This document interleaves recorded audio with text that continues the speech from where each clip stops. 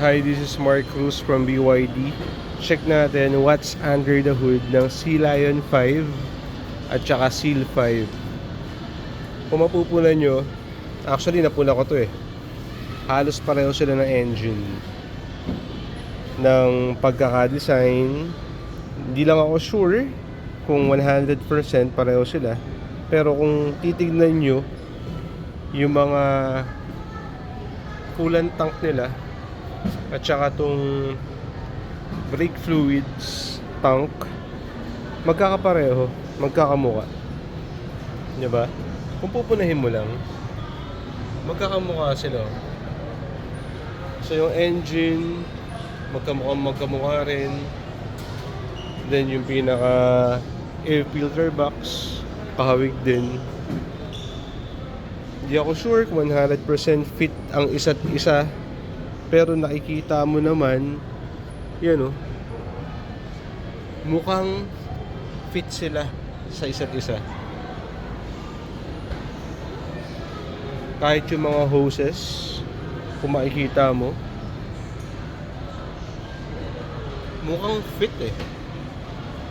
Okay, disclaimer lang, hindi ako 100% sure. Pero kung pupunahin mo, mukhang pareho lang sila ng parts. Alam nyo ba na ang BYD Seal 5 may mga gumagawa na nitong pang taxi at saka pang grab? So meaning, once na ganun ang nangyayari sa unit, dadami ang pyesa o parami ng parami pa ang pyesa. Siyempre, ina-outsource na rin yan.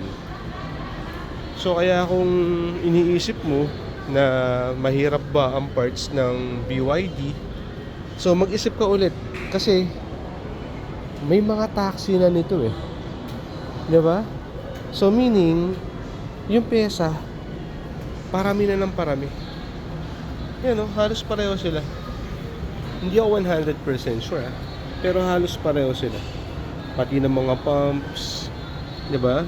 Yung water pump, kahit yung compressor, halos pareho. Maski yung hose tignan mo pagkaka-design. Pero research din kayo, halos pareho talaga sila.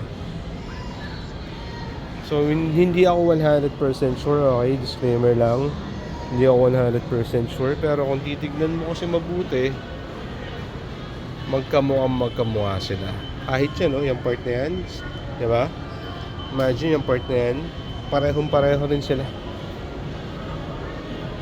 So comment below lang kung tingin nyo pareho ba talaga sila ng parts o hindi.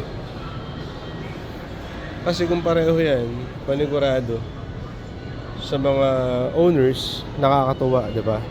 Na hindi kayo mahihirapan sa parts. At definitely, hindi talaga kayo mahihirapan kasi kahit wala kayong makita sa labas, sigurado meron tayo sa kasa. Sigurado.